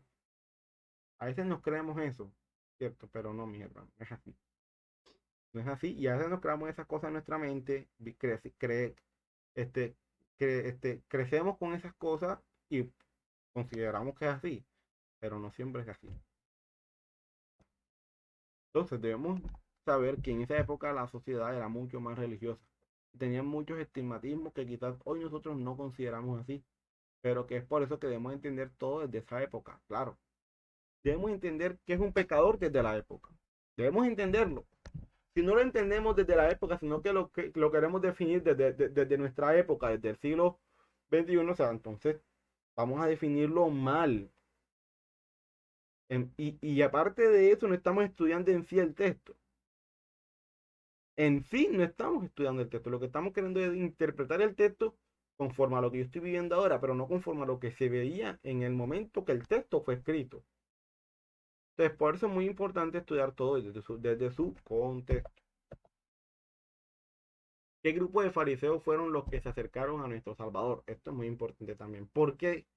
Y aquí, para yo poder dar respuesta a esto, mis hermanos, tuve que haber escuchado la enseñanza primera, la primerita, entendiendo el siglo I. Con esa enseñanza podemos dar respuesta a esta pregunta. Por eso es bueno llevar el hilo, ¿cierto? Para uno no perderse, para no ir acorde con el estudio. Por eso es bueno. Entonces, fíjense. El primer tema que dimos antes de iniciar con el estudio de Mateo nos ayudará a darle respuesta a esta pregunta. Muchas veces cuando se nos habla de fariseos creemos que esto era un grupo compacto, pero no es así. En el siglo I existen dos escuelas muy importantes de fariseos, que son Bet Hillel y Bet Shammai, o sea, la casa de Hillel y la casa de Shammai. Y esto cuando lo dimos, mi hermano, lo dimos en el primer tema que compartimos. En ese primer tema compartimos esto. Y ahora estamos en el capítulo 9 y en cierta medida nos tenemos que regresar a una parte de ese primer tema para poder entender esto. Para poder entender a qué grupo de fariseos le estaba hablando nuestro Salvador. Entonces aquí, como lo hice en el primer tema, les voy a mostrar unas características de cada grupo para que ustedes vean. La casa de Hillel era compasivo y piadoso en sus interpretaciones. Hillel, cierto, era de Babilonia, pobre y enamorado de las instrucciones de Yahweh, de Jehová. Trabajó en Israel como leñador. O sea, fíjense que Hillel es de Babilonia. Pero recuerdan el exilio del Señor en Babilonia, cuando el pueblo regresa de Babilonia, ¿cierto? No solamente regresan los del pueblo, regresan muchos de Babilonia, que por el testimonio de muchos allá llegaron a conocer al Señor. Entonces, este Hillel era de Babilonia y él regresa hasta acá. Obviamente ha pasado mucho tiempo, o sea, él está de esa generación que se fue a Babilonia y que cuando regresa, él está de esa generación que regresa a la tierra de Babilonia, ¿cierto? Ellos estaban en Babilonia y regresan a la tierra, ¿cierto? Regresan a Israel. Y cuando están ahí, ahí no solamente llegaron de la tribu de Judá y de la tribu de Leví, llegaron también muchos extranjeros. Dentro de esos los babilónicos. De ahí donde viene este hombre llamado Gilel, que era de Babilonia como tal. O sea, él no era como tal de la nación, él no era de ninguna tribu, él era un extranjero, ¿cierto? Que había creído en la palabra. Entonces este hombre era muy piadoso, muy comprensivo, no era tan estricto. Para Gilel, los gentiles debían y podían ser injertados en el pueblo de Israel. Fíjense que, claro, ¿por qué? Porque, claro, él es un gentil también, porque él también es de otra nación. Él también practicaba cosas paganas. Y pues obviamente es, digamos, casi que obvio de que este hombre iba a estar de acuerdo con que los gentiles entraran. Porque si él mismo es un gentil, obviamente que él va a estar de acuerdo con que todos los gentiles también entren a ser parte del pueblo de Israel. Y es algo normal. A cambio, en este caso, Shammai era impaciente y estricto en sus interpretaciones. Era descendiente de la tribu de Judá. Y para Shammai los gentiles son como la lepra sobre el cuerpo de Israel. Imagínense cómo Shammai consideraba a los gentiles como una lepra. Pues es que para Shammai, si tú tenías lepra, tú eras un pecador gentil, merecedor de todo lo malo, no hijo de Dios. Pues él decía que en ese entonces las enfermedades cutáneas, cualquier enfermedad que tú tuvieras, era considerado porque tú eras un pecador o porque tú habías pecado en algo y merecías la enfermedad que tenías. Y por eso te había dado la enfermedad que tenías. Esta era la mentalidad que se tenía en ese momento. Y Shammai tenía esa mentalidad. Pero Gilel no, para Gilel los gentiles deben ser injertados, los gentiles pueden ser parte del pueblo. O sea, en Gilel no se manifestaba ese odio tanto por los romanos como sí lo manifestaba Shammai. Entonces, el grupo con el cual nuestro Salvador está hablando son los de la casa de Shammai. Odiaban a los gentiles, que en este caso son los romanos. Y vieron con desprecio ver a nuestro Salvador sentarse con ellos. O sea, ellos veían era Shammai. O sea, ¿cómo que este Jesús, maestro, se va a sentar con estos publicanos y pecadores, con estos gentiles? Claro, ¿por qué? Porque Shammai tenía la mentalidad de que el gentil es la lepra, el gentil no puede ser aceptado, el gentil no puede ser parte del cuerpo. Y estas personas que están ahí hacen parte de la escuela de Shammai, que tenían esa misma mentalidad. Por eso es que ellos ven con desprecio que nuestro Salvador se siente con los gentiles, con los publicanos. Ellos veían con desprecio eso. Entonces, ya sabiendo eso, primero rompemos la idea de que los fariseos es un solo grupo, porque no es un solo grupo. De hecho, habían hasta 7 grupos de fariseos, pero habían dos que predominaban, eran los de la casa de Shammai y los de la casa de Gilel. Ellos eran los que predominaban en ese caso. Entonces, nos damos cuenta que eran muchos grupos, en este caso predominaban dos, Gilel y Shammai, y que con quien el Señor estaba hablando en ese momento eran de la casa de Shammai, eran de la escuela de Shammai. Shammai les enseñaba. Entonces, no eran con todos los fariseos, era con un grupito de ellos, con un grupito, amén. Ver, ya con esto vamos a llegar a entender lo dicho por nuestro Salvador en los últimos 2 versos.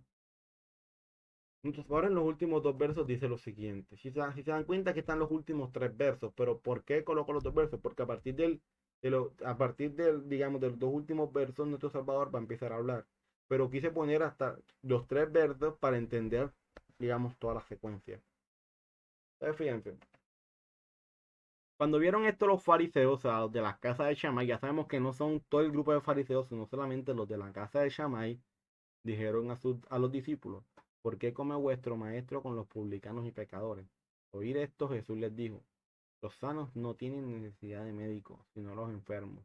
Id pues y aprender lo que significa misericordia quiero y no sacrificio, porque no he venido a llamar a justos,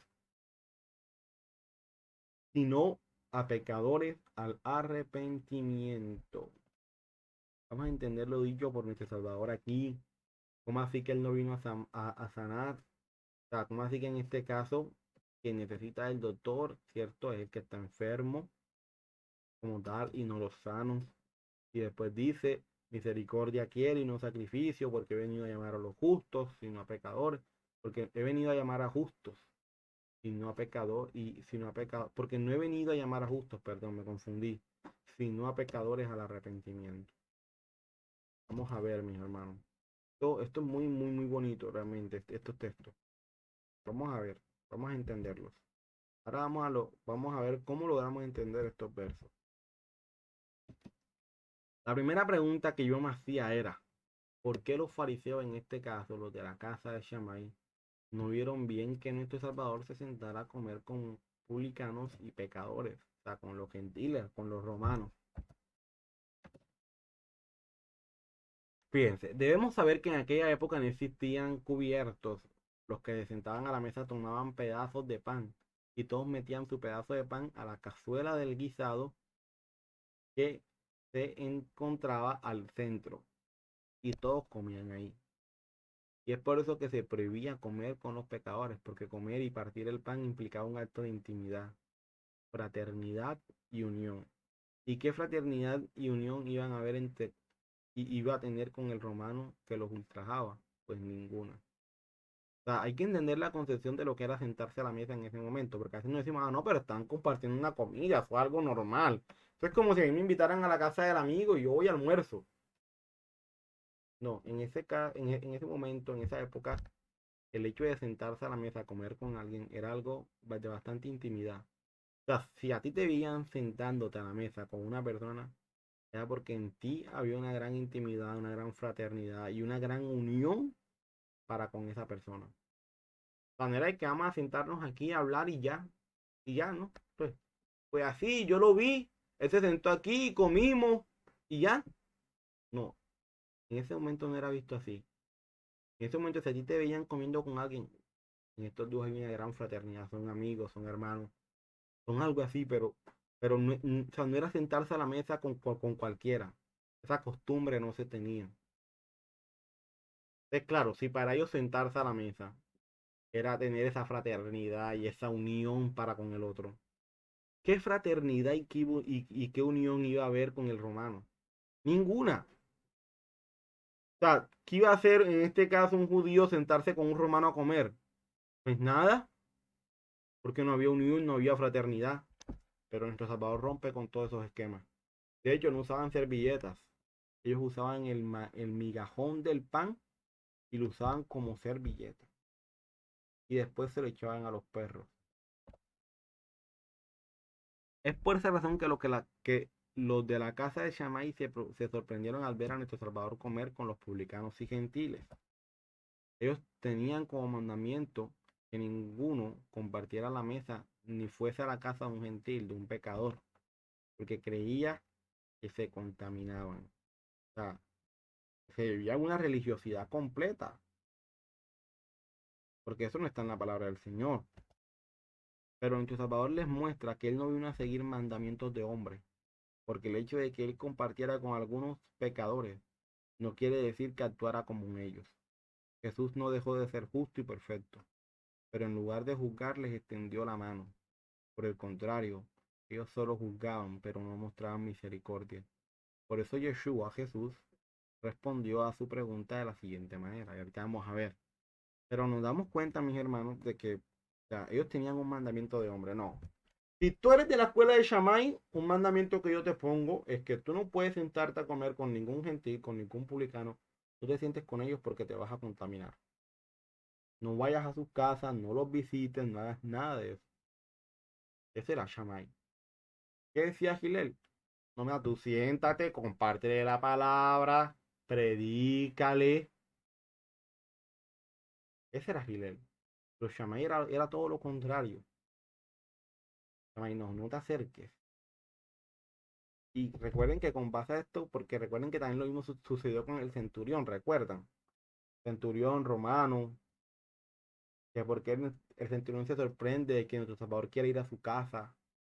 ¿Por qué? Porque pues la costumbre era de que ningún, en este caso, judío, hebreo como tal, fuese a la casa de un romano. Eso no estaba bien visto. Lo mismo está sucediendo acá. A nuestro Salvador con los romanos compartiendo el pan. Wow, yo imagino que ellos se querían desmayar en ese momento. O sea, los que estaban viendo, esos hombres estaban en shock. Y lo bueno es que reconocían a nuestro Salvador como un maestro. O sea, por lo que ya había hecho en el Sermón del Monte, ya había compartido, ya había enseñado. Este es un maestro.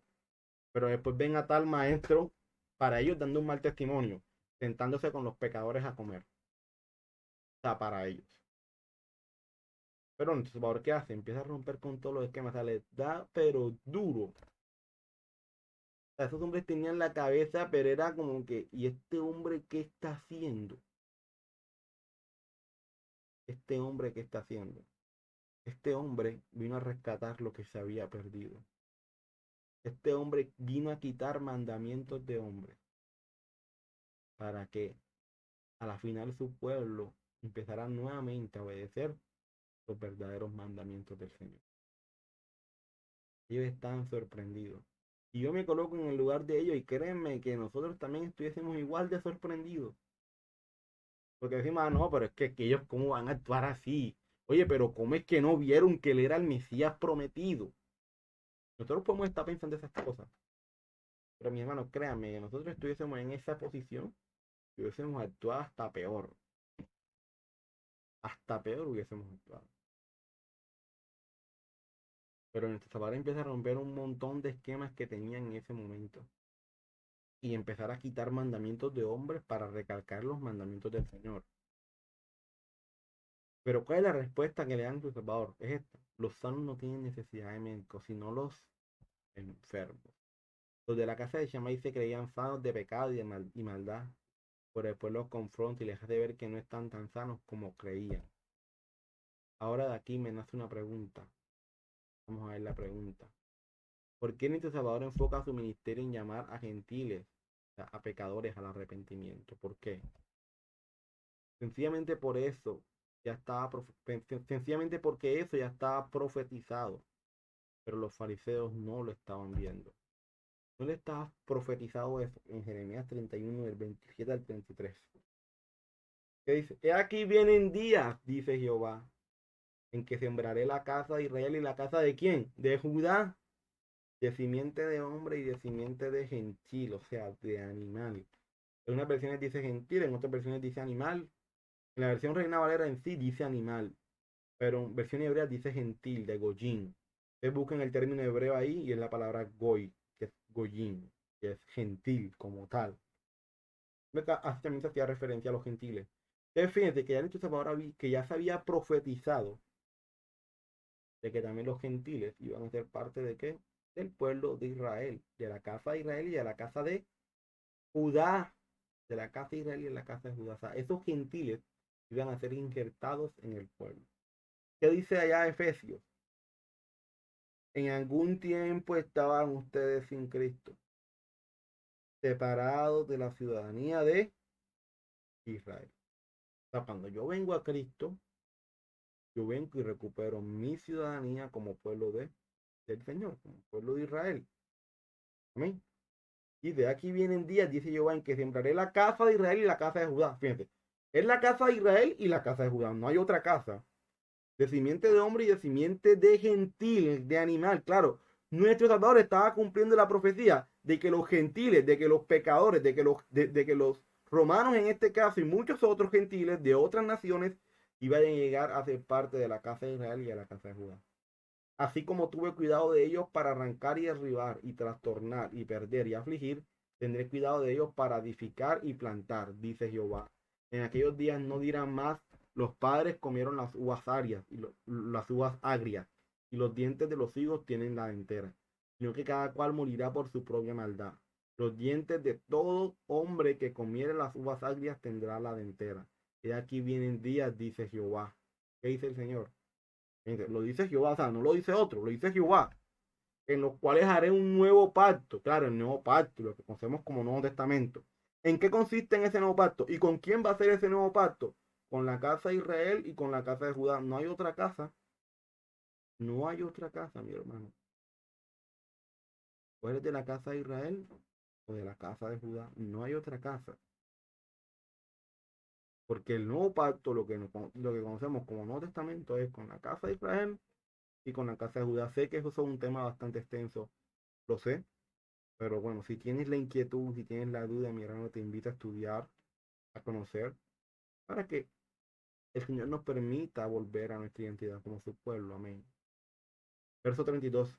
No como el pacto que hice con sus padres el día que tomé su mano para sacarlos de la tierra de Egipto, porque ellos invalidaron mi pacto. Ojo, el problema no estuvo en el pacto. El problema es que el pueblo invalidó el pacto, aunque fui yo un marido para ellos, dice Jehová. Pero este es el pacto. O sea, ¿en qué consiste el nuevo pacto? Con la casa de Israel y con la casa de Judá. Pero este es el pacto que haré con la casa de Israel después de aquellos días, dice Jehová. ¿Cuál es el pacto? ¿En qué consiste ese pacto? En dar mi ley en su mente y la escribiré en dónde? En su corazón. Y yo seré a ellos por Dios y ellos me serán por pueblo. ¿En qué consiste el nuevo pacto, mi hermano? Y después ustedes siguen leyendo y perdonaré sus pecados. O sea, eso continúa. Pueden seguir leyendo con toda tranquilidad. Creo que me quise resumirlo hasta ahí.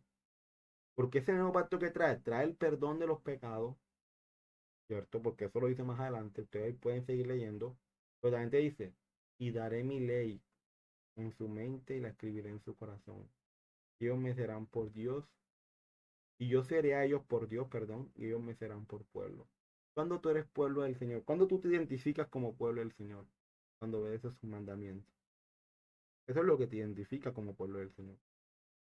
Porque los otros pueblos obedecen sus otras costumbres paganas. Pero el pueblo del Señor que hace obedece los mandamientos del Señor. Eso es lo que le identifica como pueblo. ¿Y en qué consiste el nuevo pacto? En que el Señor, claro, porque como primeramente el Señor les dio allá en el monte Sinaí, en el monte Oreb, Les dio los mandamientos. ¿Y cómo se los dio? A su pueblo se los dio escrito. No obedecieron, invalidaron el pacto. Ahora aquí dice el Señor, que no me los obedeciste escrito. Espérate ahí. Por mi gran amor para conmigo mismo y para contigo, ahora te los daré en tu mente y en tu corazón. O sea, no vas a tener necesidad de escribir ningún papelito, porque yo mismo los pondré dentro de ti para que tú los obedezcas. ¿Y qué hace el Espíritu Santo? Nos guía a toda qué? A toda verdad. A la obediencia a su palabra. Entonces, ese es el nuevo pacto, mis hermanos. Y ese ya está escrito. Entonces ya entendemos por qué nuestro Salvador enfoca su ministerio en llamar a gentiles, o sea, en reunirse con los pecadores, en compartir con ellos, en enseñarles a ellos. Porque eso vino a él. Es una profecía de Jeremías 31. Y aún todo lo que profetizan los otros profetas. Que no solamente fue Jeremías. Y finalmente nuestro Salvador les dice, y pues y aprended lo que significa misericordia quiero y no sacrificio. Porque no he venido a llamar a justos, sino a quién? A pecadores al arrepentimiento. Uno se pregunta, ¿qué es arrepentimiento? Yo estoy seguro, mis hermanos, como se los decía, que uno pregunta a 10 personas, aún de una misma congregación, o pueden ser de varias. Tú le preguntas, ¿qué es arrepentimiento? Y de las 10 personas vas a encontrar una definición distinta. Porque ni siquiera en eso se tiene una concordancia. Ni siquiera en eso. Pero bueno, por eso es que es muy importante estudiar, conocer, para poder llegar a una concordancia en todos los conceptos, bíblicamente, obviamente. Y mis hermanos, sabrán ustedes que la palabra arrepentimiento en hebreo es la palabra teshuvah, teshuvah. De hecho, en la escritura restaurada es el nombre verdadero. Si ustedes miraron bien, ahí está la palabra. Ahí colocan, en vez de la palabra arrepentimiento, colocan la palabra teshuvah. ¿Qué significa teshuvah en hebreo? Volverse, dar la vuelta en U, volver al origen, volver a lo que el Señor estableció. En pocas palabras, el Señor le está diciendo, sino a pecadores al arrepentimiento. O sea, si no, el Señor ha venido a llamar a pecadores para que se vuelvan al Señor, para que se vuelvan a su palabra, para que dejen de caminar por donde están caminando, den la vuelta y se regresen al Señor. Has dado la vuelta, mi hermano. Has dado una vuelta que ha cambiado tu vida y te ha llevado a obedecer al Señor y su palabra. Deja así, dale gloria a Él, porque no ha sido por ti. Él así lo ha permitido en ti, amén. Así como lo ha permitido en mí, y cada día vivo agradecido con Él por eso. Porque sé que si fuese por mí, mi hermano, ni siquiera aquí estuviese. Ni siquiera aquí estuviese compartiendo esa palabra del Señor. Porque cada día entiendo y cada día me doy cuenta de que no se trata de mí, sino de Él. Amén. Pero continuemos. Cuando nuestro Salvador dice misericordia quiere y no sacrificio, está citando al profeta Oseas. En Oseas 6:6. Porque misericordia quiero y no sacrificio. Conocimiento de Dios más que holocaustos. Pero no nos podemos quedar aquí, ya que esto hace referencia a una profecía impresionante.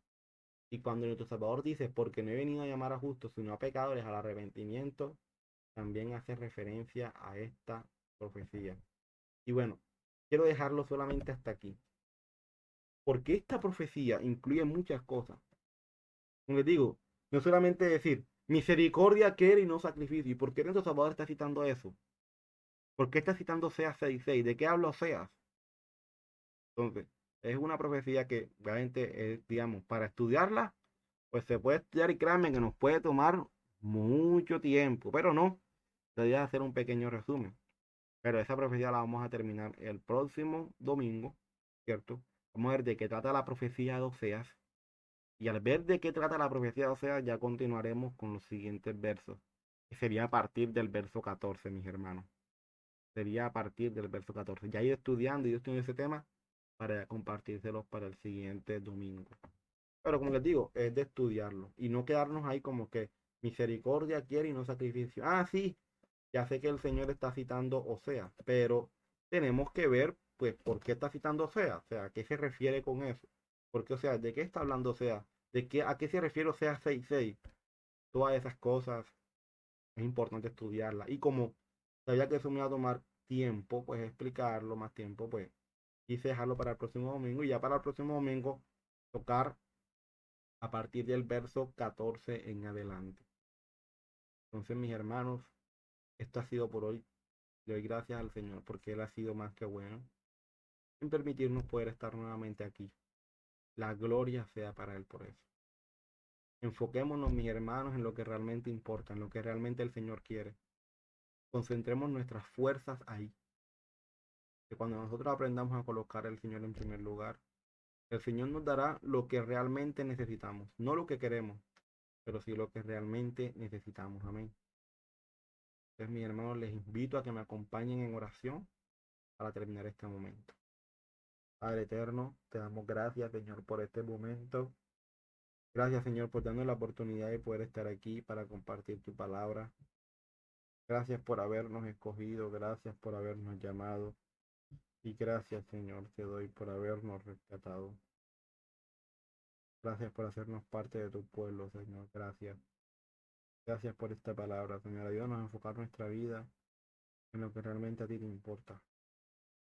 A enfocar nuestros esfuerzos allí, en eso, Señor. Padre, fortalécenos en tu verdad. Fortalécenos en tu palabra. Ayúdanos a vivir, Señor, solo para ti. En tus manos, Señor, colocamos, Señor, nuestra vida. Colocamos este inicio de semana, Señor. Para que todo lo que hagamos en esta semana lo hagamos para tu gloria. Ayúdanos a darte la gloria en todo, Señor. En todo tu nombre reciba gloria, Padre. Gracias te doy. En tus manos está nuestra vida, mi Rey. Ayúdanos a hacer tu voluntad y a vivir para ti. Ayúdanos a ser constantes y a cada día buscarte y agradar. Te lo pido, Señor. En tus manos está nuestra vida. En el nombre amado de nuestro Salvador, Yeshua, Jesús. Amén y amén. Bueno, mis hermanos, el Señor les bendiga a todos. Ya saben, nos encontramos el día miércoles con nuestro hermano José Alfredo. No se pierdan la enseñanza del día miércoles. El sábado nos encontramos con nuestro pastor en el estudio de los mandamientos, para cada día conocer más al Señor, para cada día agradarle más y vivir conforme a sus mandamientos, que es lo que más queremos como su pueblo. Amén. Le doy gracias al Señor por sus vidas, gracias por haber escuchado esta enseñanza. El Señor les bendiga a todos, el Señor les guarda a todos y que sea el Señor recibiendo la gloria en todo lo que vayamos a hacer en esta semana. Entonces, mi hermano,